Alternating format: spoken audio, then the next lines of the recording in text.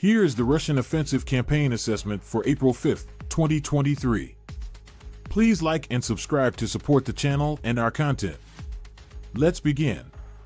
Ukrainian President Volodymyr Zelensky stated that Ukrainian forces will withdraw from Bakhmut to avoid encirclement if necessary, but do not yet assess the need to do so.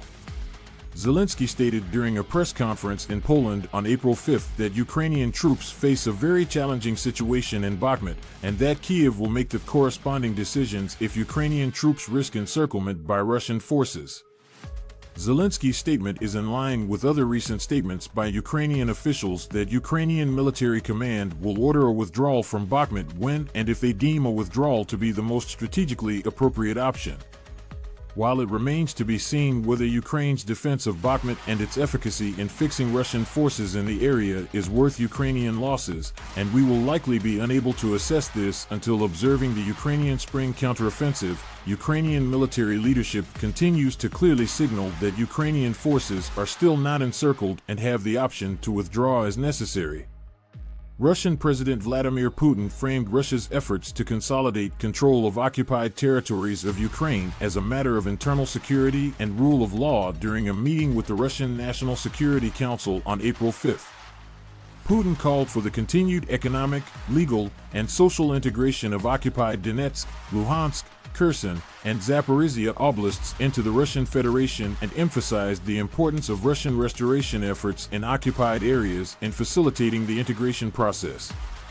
Putin also accused Ukraine of threatening civilians in occupied areas and highlighted recent terrorist attacks against occupation officials and law enforcement agencies, referring to Ukrainian partisan attacks against occupation organs. Putin emphasized the need for intensified law enforcement operations to guard against such attacks and called for the increased participation of local Ukrainian citizens in law enforcement processes, explicitly encouraging collaborators and informants in occupied areas. Putin has notably invoked the concept of terrorism and threats to Russian domestic security to justify domestic repressions and is likely setting conditions for further repressions and law enforcement crackdowns in occupied territories using similar framing. Putin also attempted to portray Russia as a respected world power against the backdrop of Chinese officials downplaying close relations with Russia. Putin held a televised meeting presenting ambassador credentials to the heads of 17 diplomatic missions on April 5, during which he highlighted Russia's close relationship with Syria and cooperation with the Association of Southeast Asian Nations, ASEAN, likely as part of ongoing Russian efforts to appeal to non-Western states.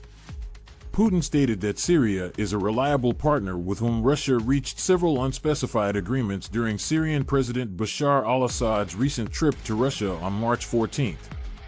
Putin berated ambassadors from the United States and European Union (EU) states and claimed that the West is responsible for the war in Ukraine and geopolitical confrontation with Russia. Chinese ambassador to the EU Fu Song stated on April 5 that the Russian-Chinese joint statement declaring there were no limits to their ties released in February 2022 was misrepresented, calling no limits a purely rhetorical statement. Fu added that China does not support Russia's war in Ukraine and is not providing Russia weapons. Fu's statement is consistent with ISW's March 21 assessment that Putin has not been able to secure the benefits from the no-limits bilateral partnership with China which he likely hoped for when meeting with Chinese President Xi Jinping in Moscow between March 20 and March 22.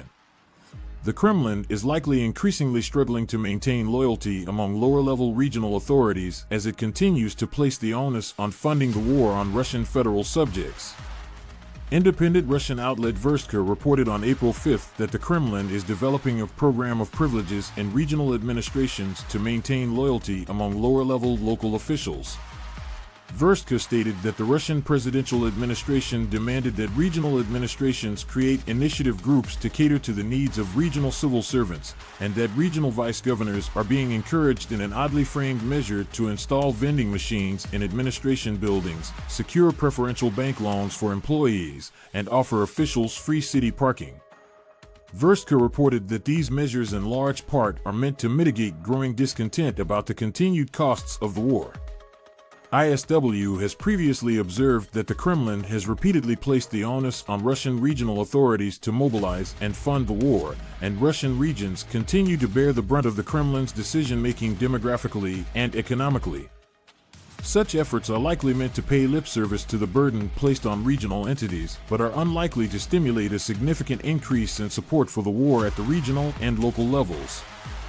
Putin dismissed Colonel General Nikolai Grechishkin from his post as deputy head of the Ministry of Emergency Situations on April 5. ISW has also previously reported on recent investigations into and arrests of Russian Rosgvardia leadership, including Rosgvardia's Naval Department head and deputy commander of Rosgvardia's Central District.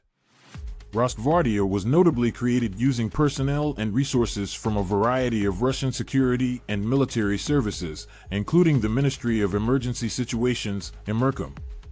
The Kremlin may be attempting to oust a slate of Rosgvardia and Emercom officials that have fallen out of Putin's favor in an effort to crack down on Russian domestic security control. Belarusian President Alexander Lukashenko arrived in Moscow on April 5 to meet with Putin and will meet with the Supreme Council of the Russia-Belarus Union State on April 6. Neither the Russian nor Belarusian governments published readouts by the data collection cutoff for this publication.